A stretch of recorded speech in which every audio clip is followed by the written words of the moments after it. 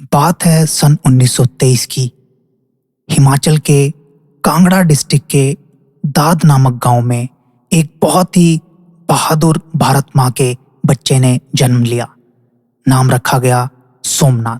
एक डोगरा ब्राह्मण फैमिली में जन्म लेने के कारण पूरा नाम था सोमनाथ शर्मा।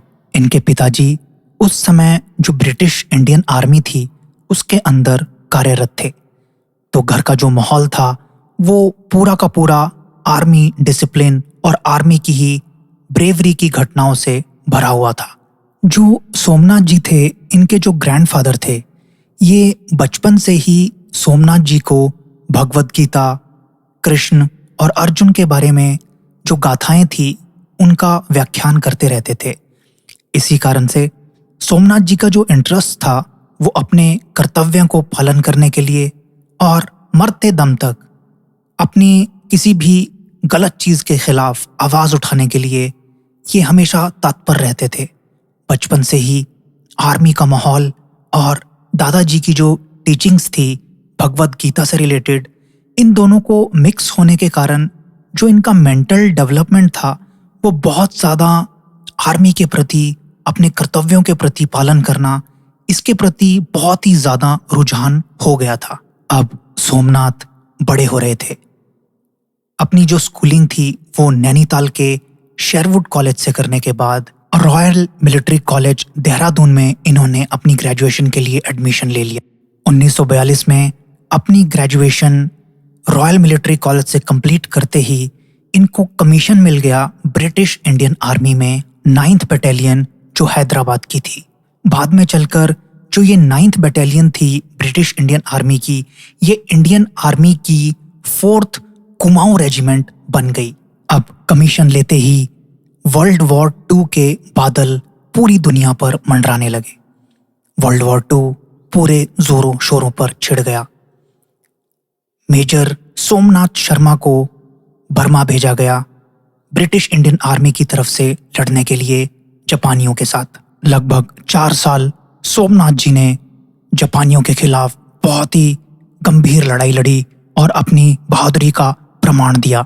6 अगस्त 1945 जब अमेरिका ने जापान हिरोशिमा के ऊपर एटम बम गिरा दिया और वहीं पर अंत होता है वर्ल्ड वॉर 2 का। अब लगभग इसके 2 साल के बाद भारत आज़ाद हो जाता है 15 अगस्त 1947 में। अब ब्रिटिश इंडियन आर्मी की जो रेजिमेंट्स थी उनका नामकरण कर दिया जाता है और सोमनाथ शर्मा जी की जो रेजिमेंट थी उसका नाम था 4th कुमाऊं इंडियन आर्मी की रेजिमेंट। वर्ल्ड वॉर 2 खत्म होते ही जितने भी इंडियन आर्मी की जो रेजिमेंट्स थी और आज़ादी के बाद जो भी नई रेजिमेंट्स बनी थी उनके सभी ऑफिसर्स और सिपाहियों को उनकी रेजिमेंट में ट्रांसफ़र कर दिया जाता है और वहाँ पर वो पीसफुली अपने सारे जो डेली के कार्य होते हैं उनको निभा रहे होते हैं।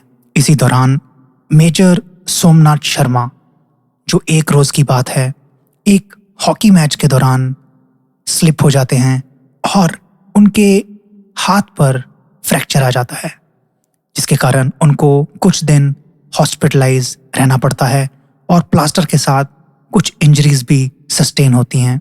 ये बात है लगभग आज़ादी से 1-1.5 महीने बाद की, जब न्यूज़ मिलने लगती है ऑल इंडिया रेडियो पर कि पाकिस्तान जो है वहाँ से कुछ इन्फिल्ट्रेशन इंडिया में हो रही है। और ये जो सारा इन्फिल्ट्रेशन का किस्सा था ये श्रीनगर में एग्जीक्यूट हो रहा था, जहाँ पर वहाँ के जो पहाड़ी कबीलियाई लोग थे पाकिस्तानी और उनके साथ पाकिस्तानी जो आर्मी थी वो मिलकर अटैक लॉन्च कर रहे थे इंडिया के ऊपर और उसकी जो टेरिटरीज थी इंडिया की उनको अपने अंदर मिलाना चाहते थे। जैसे कि आज भी हम सुनते हैं कि आतंकवादी इंडिया के अंदर आकर उसकी टेरिटरीज को अपने अंदर कैप्चर करना चाहते हैं, जैसे कि हमने 1999 में कारगिल वॉर में बखूबी देखा, जब जो पाकिस्तानी फौज थी उसने टेररिस्ट के साथ मिलकर इंडिया के खिलाफ कॉन्स्पिरेसी चली और उसकी जो चौकियां थी उनके ऊपर कब्जा कर लिया। इसी प्रकार 1947 में भी जो ये चाल थी पाकिस्तान की कि वहाँ के जो लोकल टेररिस्ट, लोकल कबीलियाई लोग थे, उनके साथ मिलकर भारत के ऊपर एक अटैक लॉन्च किया, जिसमें उन्होंने ये प्लान बनाया कि जो भारत की लैंड है उसको हथिया लेंगे। अब जो मेजर सोमनाथ शर्मा थे, यहाँ तक इनकी रेजिमेंट तक और पूरे इंडिया में ये बात फैल जाती है कि पाकिस्तान ने एक अटैक लॉन्च किया है जिसमें इंडिया के काफ़ी सारे जो ऑफिसर्स हैं और जो वहाँ पे सिपाही हैं वो शहीद हो रहे हैं। इसी दौरान ब्रीफिंग की जाती है मेजर सोमनाथ शर्मा की बटालियन 4th कुमाऊं को कि हम आप लोगों को एयरलिफ्ट कराएंगे और आप लोगों को बड़गाम में भेजा जाएगा, जो आज जहाँ पर श्रीनगर एयरपोर्ट बना हुआ है वहाँ पर आप लोगों को भेजा जाएगा और वहाँ पर आप लोग जो पाकिस्तानी आर्मी और पाकिस्तानी टेररिस्ट हैं उनको मुंह तोड़ जवाब देंगे। परंतु यहाँ पर एक प्रॉब्लम थी। प्रॉब्लम ये थी कि मेजर सोमनाथ शर्मा जो थे, इनका एक हाथ टूटा हुआ था, तो इनके ऑफिसर्स जो इनको ब्रीफ कर रहे थे उन्होंने मेजर सोमनाथ शर्मा को बैटलफील्ड में जाने से मना कर दिया।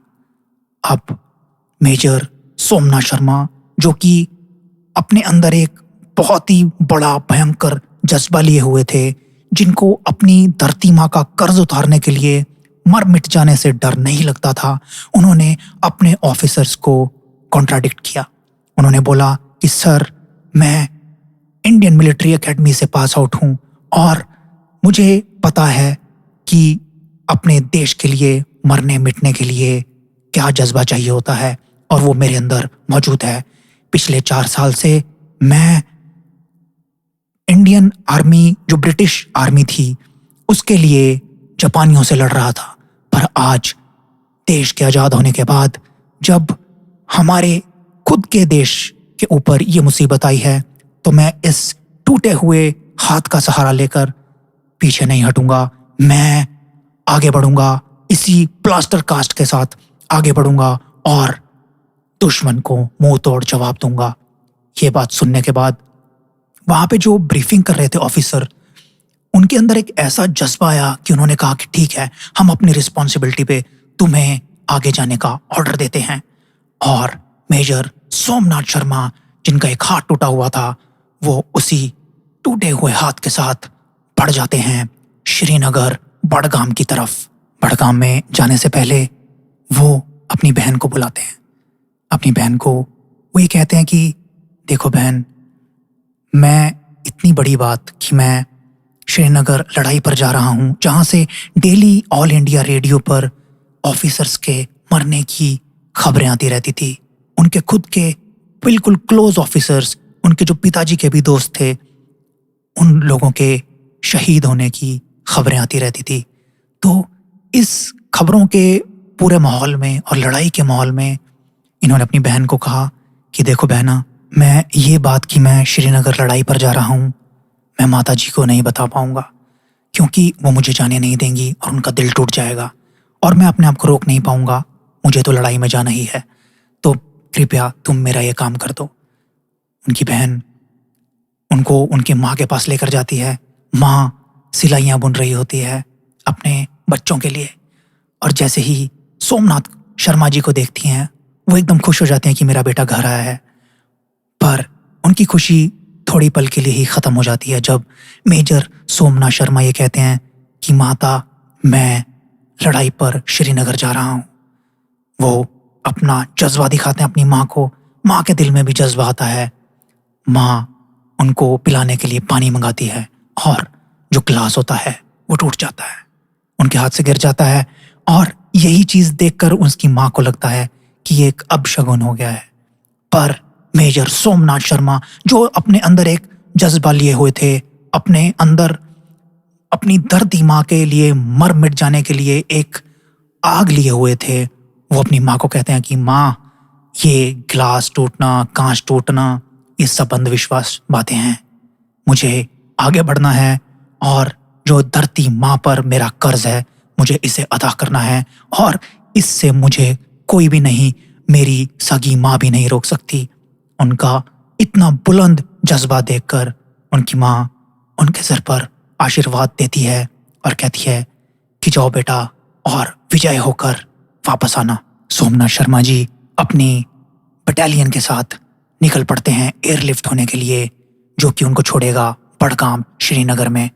और पीछे से घर का माहौल जो कुछ पल के लिए खुशियों में बदला था वो फिर से गमगीन हो जाता है और डेली शाम को न्यूज़ लगा दी जाती है जिसमें पता चले कि क्या सिचुएशन चल रही है।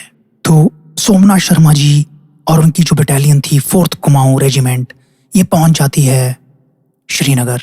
श्रीनगर उनको उनके सुपीरियर जो ऑफिसर्स होते हैं उनसे ब्रीफिंग दी जाती है, जिसमें उन्हें बताया जाता है कि सोमनाथ जी देखिए, हमारा जो हवाई अड्डा है श्रीनगर का, वहाँ पर जो कबीलियाई और जो पठान फौजें हैं, ये पाकिस्तान से जो आ रही हैं मिलिटेंट्स की फौजें, ये वहाँ पर पहुँचने वाली हैं।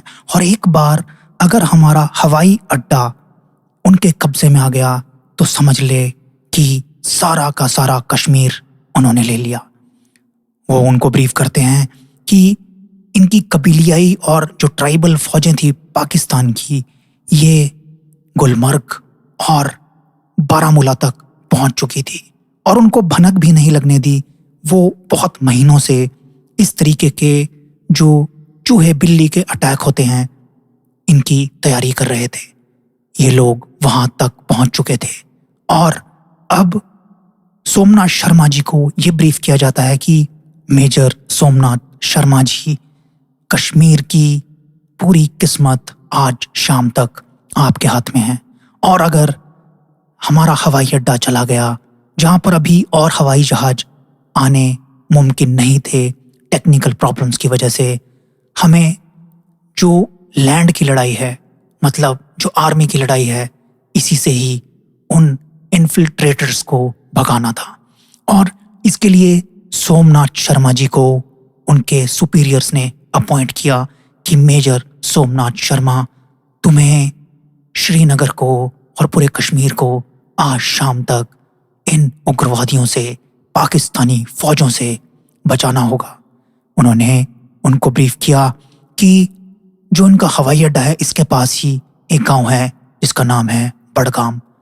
बड़गाम एक नाले के किनारे बसा हुआ छोटा सा कश्मीरी गांव है। उन्होंने कहा आप लोग यहाँ पर जाइए और यहीं से ही ऑपरेशन जारी करिए और यहाँ से जो इनकी पाकिस्तानियों की फौजें हैं, जो टेररिस्ट की फौजें हैं, इनको निकालने का काम बड़गाम से ही स्टार्ट करिए। क्योंकि बड़गाम जो था, ये जो हमारा हिंदुस्तानी एयरपोर्ट था, जो कि बहुत ही ज़्यादा स्ट्रेटेजिकली इम्पोर्टेंट था, उसके बिल्कुल पास में पड़ता था बड़गाम। इसलिए इनको भेजा गया बड़गाम में। 3 नवंबर 1947 को मेजर सोमनाथ शर्मा जी अपनी 4th कुमाऊं रेजिमेंट को लेकर, जिसमें चार्ली और डी कंपनी, 2 कंपनीज शामिल थी, उनको लेकर पहुंच जाते हैं बड़गांव, जो एक सूखे नाले के पास गांव बसा हुआ था। यहीं से इनको अपना ऑपरेशन करना था।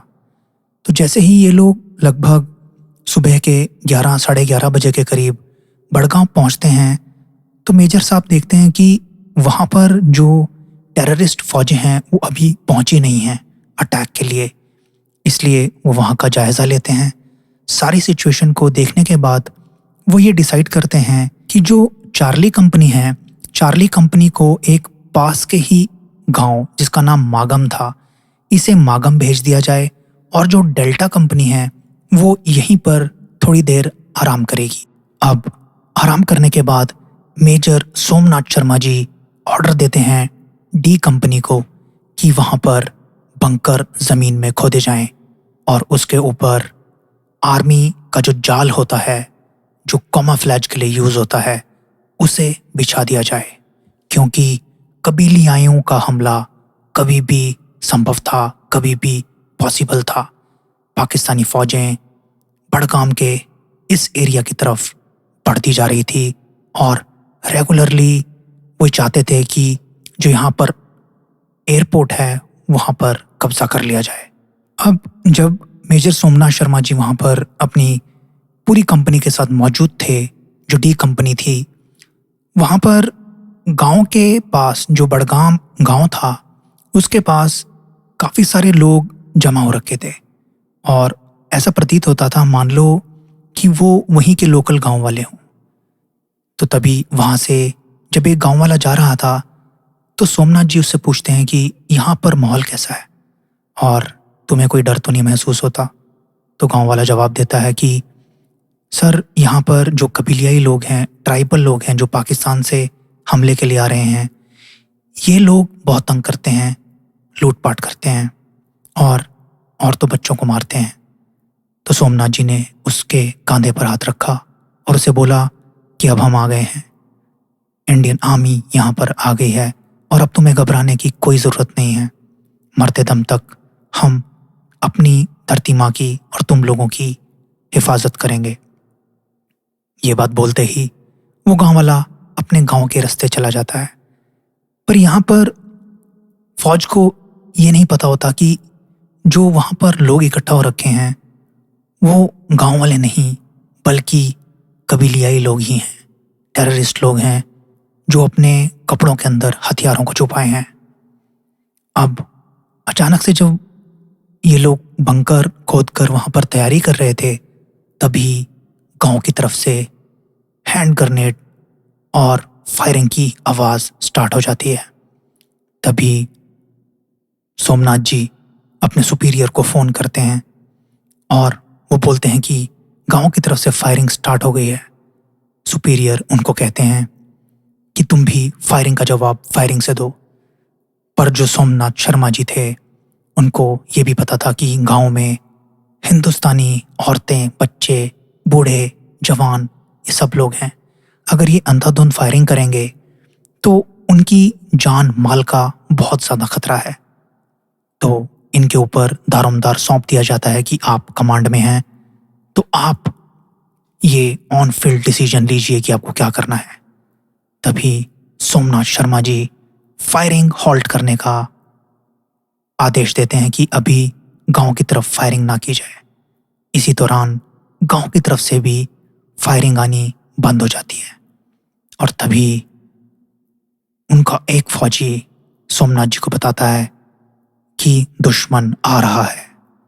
और जब ये लोग अपनी कंपनी से बाइनाकुलर से देखते हैं तो हजारों लाखों की तादाद में जो टेररिस्ट होते हैं वो इनकी तरफ बढ़ रहे होते हैं, हो हल्ला कर रहे होते हैं, चिल्ला रहे होते हैं, फायरिंग कर रहे होते हैं और ऐसा प्रतीत होता था मान लो सिर्फ 50 हिंदुस्तानी फौजियों से 50,000 की फौज लड़ने को आ रही है।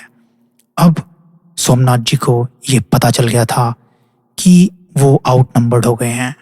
मतलब उनके फौजी जो हैं, हिंदुस्तान के फौजी जो हैं, वो काफ़ी कम हैं इस नंबर में और जो आतंकवादी हैं ये बहुत ज़्यादा बड़ी मात्रा में उनकी तरफ बढ़ रहे हैं।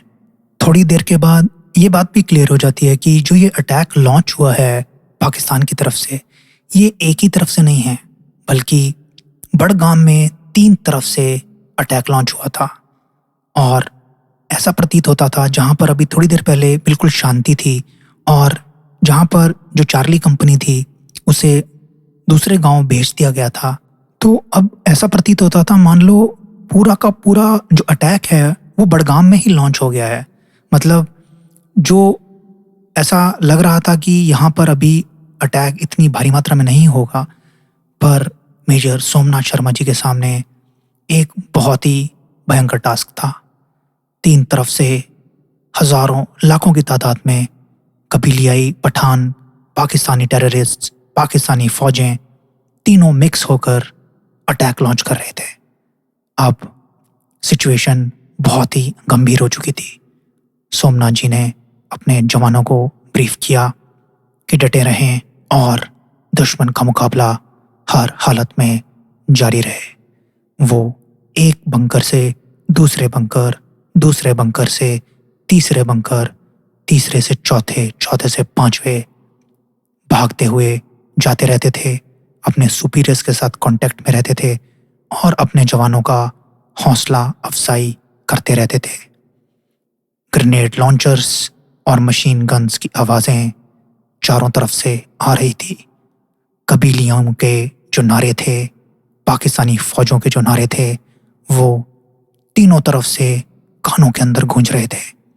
इधर से सोमनाथ शर्मा जी अपनी फौजों को बकअप कर रहे थे। भारत माता की जय के नारे सारी तरफ से सुनाई दे सकते थे। हिंदुस्तानी फौजी अपने अपने बंकरों में मशीन गन्स के साथ और ग्रेनेड लॉन्चर्स के साथ डटे हुए थे। रेगुलर फायर दुश्मन के ऊपर जारी था। जैसे जैसे टाइम बीत रहा था, वैसे वैसे वो जितने भी कबीलियाँ और टेररिस्ट को हिंदुस्तानी फौजी मारते थे, उससे कई ज़्यादा मात्रा में वो पीछे से फिर से भागते हुए नजर आते थे, जो इनकी तरफ बढ़ रहे होते थे। धीरे धीरे एमुनिशन की जो डिमांड थी वो बढ़ती जा रही थी। बंकरों के अंदर हिंदुस्तानी फौजी सोमनाथ शर्मा जी से डिमांड करते थे कि हमें एमुनिशन ला के दीजिए। तभी सोमनाथ जी, जिनके एक हाथ में प्लस्तर बंधा हुआ था, वो बंकरों से भाग भाग कर अपने साथियों को एमुनिशन बॉक्सेस प्रोवाइड कर रहे थे। वो एक बंकर से दूसरे में भागते, वहाँ एमुनिशन प्रोवाइड करते और वैसे ही हर बंकर में जाकर हौसला अफजाई करते, जिन पर बीच में उन पर बहुत फायरिंग भी होती, उनसे बचते बचाते वो अपने सुपीरियर से कांटेक्ट में भी थे। उन्होंने अपने सुपीरियर्स को कहा कि सर, हमें एमुनिशन की कमी हो रही है, क्योंकि इतनी ज़्यादा तादाद में जो पाकिस्तानी टेररिस्ट और पाकिस्तानी फ़ौजें थी, वो भारतीय फ़ौजों की तरफ बढ़ रही थी कि उन्हें अंदाज़ा ही नहीं था कि इतने ज़्यादा नंबर में लोग उन पर कैसे अटैक कर सकते हैं। उनका एमुनिशन धीरे धीरे समाप्त हो रहा था। तभी सोमनाथ शर्मा जी फ़ोन घुमाते हैं अपने सुपीरियर के पास और उन्हें कहते हैं कि सर, हमारे पास एमुनिशन ख़त्म हो रहा है, हमें एमुनिशन की ज़रूरत है। तभी वहाँ से जवाब आता है कि और एमुनिशन नहीं पहुँच सकता। उसका कारण था कि जब तक हवाई जहाज नहीं जाएंगे तब तक एमुनिशन नहीं जा सकता, और किन्हीं टेक्निकलिटी प्रॉब्लम्स की वजह से हवाई जहाज उस दिन वहाँ पर नहीं उड़ पा रहे थे। अब जितना भी एमुनिशन था, इसी एमुनिशन के साथ सोमनाथ शर्मा जी की जो बटालियन थी, उसे कबीलियाओं से और पाकिस्तानी टेररिस्ट, पाकिस्तानी फौजों से डटकर मुकाबला करना था, जितना भी एमुनिशन इनके पास मौजूद था। अब सोमनाथ शर्मा जी की नज़र पड़ती है एक ऐसी जगह जहाँ पर जो भारतीय फौजी थे, उन्होंने अपना सारा एमुनिशन जमा करके रखा हुआ था, जहाँ से वो अपना एमुनिशन जवानों को डिस्ट्रीब्यूट कर रहे थे। अब उन्होंने अपनी बायनोकुलर से देखा कि जो पाकिस्तानी फौजें थी, वो उसी एमुनिशन का जो स्टेशन था वहीं पर फायरिंग स्टार्ट कर देती है। और सोमनाथ जी को अब ये पता चल जाता है कि पाकिस्तानी फौजें इस एमुनिशन को उड़ाने के चक्कर में हैं, और अगर ये एमुनिशन उड़ गया तो उनके लिए एयरपोर्ट को बचाना बहुत मुश्किल हो जाएगा। तभी अचानक से एक ग्रेनेड फायर होता है और वो ग्रेनेड सीधा गिरता है एमुनिशन का जो बंकर बनाया हुआ था वहाँ पर। अब ऑलमोस्ट सारा एमुनिशन एक झटके में पाकिस्तानी फौजें ख़त्म कर देती हैं। तभी सोमनाथ जी कांटेक्ट करते हैं और अपने सुपीरियर को कहते हैं कि हमें एमुनिशन की ज़रूरत है, और पर जो सुपीरियर होता है वो कहता है कि हम आपको एमुनिशन बिल्कुल भी प्रोवाइड नहीं कर सकते, क्योंकि जब तक जहाज़ नहीं आएंगे तब तक आपको एमुनिशन नहीं मिल सकता। आपके पास जो एमुनिशन है उसी से ही आपको आगे बढ़ना होगा। सोमनाथ जी अपने आसपास देखते हैं और एक एक करके जो भारतीय फौजी थे उनको गोली लग रही होती है। एमुनिशन कम होता है। जो टेररिस्ट फोर्सेस होती हैं वो बढ़ चढ़कर ऊपर आ रही होती हैं।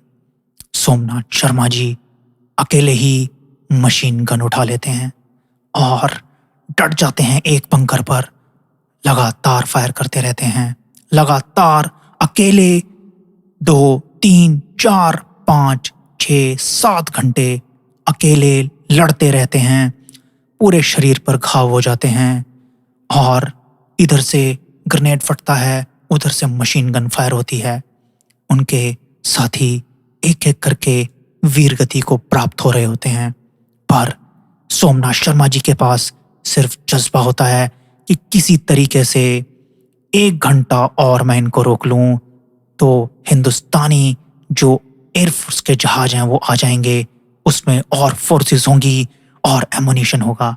इसी जज्बे से सोमनाथ शर्मा जी लड़ते रहते हैं और लगभग शाम होने को जब टाइम होता है, एकदम से अंधेरा होने का टाइम होता है, तभी ऊपर से जो हिंदुस्तानी फौज के जहाज होते हैं वो गर्जना करते हैं। सोमनाथ शर्मा जी बहुत भयंकर हालत में होते हैं, पूरे शरीर में गोलियां लगी होती हैं, ग्रेनेड से मांस फट गया होता है, लहू लुहान मेजर सोमनाथ शर्मा जी लड़ रहे होते हैं अकेले, अभी भी पाकिस्तानी टेररिस्ट के सामने सीना खोलकर मशीन गन लेकर एक इकलौता जो भारतीय सेना का ऑफिसर अकेला अपने साथियों का नेतृत्व करता हुआ भिड़ रहा होता है पाकिस्तानी फौजों से।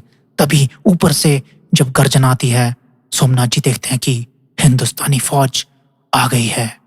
मेजर सोमनाथ शर्मा जी के आखिरी वर्ड्स जो एक टेलीकम्युनिकेशन पर उन्होंने बोले थे वो थे, the enemies are only 50 yards from us, we are heavily outnumbered, we are under devastating fire, I shall not withdraw an inch but will fight to our last man and our last round।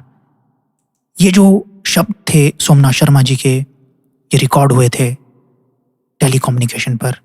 और तभी जब 1st battalion Kumaon regiment की वहाँ पर उनकी help के लिए पहुँचती है, तब तक वहाँ का जो नज़ारा होता है वो बदल चुका होता है। मेजर सोमनाथ शर्मा और उनकी जो कंपनी थी उसने बहुत ही सारे कबीलियाएं और मिलिटेंट्स को ख़त्म कर दिया होता है। मेजर सोमनाथ शर्मा आखिर में जब उनकी जो मशीन गन थी उसकी गोलियां भी ख़त्म हो जाती हैं तो वो अपना रिवॉल्वर निकाल लेते हैं और रिवॉल्वर से जितनी भी गोलियां होती हैं बढ़ते जाते हैं और मिलिटेंट्स को मारते जाते हैं।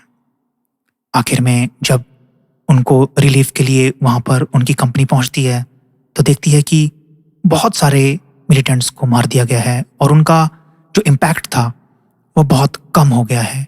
इसके कारण से मिलिटेंट्स आगे नहीं बढ़ पा रहे थे। तभी रिलीफ कंपनी आती है और अटैक जारी करती है, परंतु अब आज मेजर सोमनाथ शर्मा हमारे बीच में नहीं होते, वो वीरगति को प्राप्त हो गए होते हैं। और जब उनका जो पार्थिव शरीर इस अटैक के 3 दिन के बाद लाया जाता है तो उसको आइडेंटिफाई करना भी मुश्किल था। वो कहते हैं कि उनकी जो बॉडी थी वो इस कदर गोलियों से, दुश्मन की गोलियों से छलनी थी कि सिर्फ एक पिस्टल के जो कवर से और एक भगवत गीता जो वो अपने सीने में रखते थे, अपनी सीने वाली पॉकेट में रखते थे, उससे पता चलता है कि ये शरीर मेजर सोमनाथ शर्मा जी का है। और तभी इंडियन गवर्नमेंट ऐलान करती है कि इनको सबसे पहला परमवीर चक्र दिया जाएगा मरणोपरांत, और ऐसे मेजर सोमनाथ शर्मा बन जाते हैं सबसे पहले इंडियन आर्मी के फौजी जिन्हें परमवीर चक्र से सम्मानित किया गया। तो दोस्तों, इस तरीके से मेजर सोमनाथ शर्मा जी का जो वर्णन है वो मैंने आपके सामने किया। इसी तरीके की इंडियन आर्मी की आपकी सुनी हुई और कुछ अनसुनी ब्रेवरी की कहानियों के साथ मैं आपके साथ जुड़ा रहूंगा। आप भी जुड़े रहिए। तब तक के लिए गुड नाइट एंड शब्बा खैर।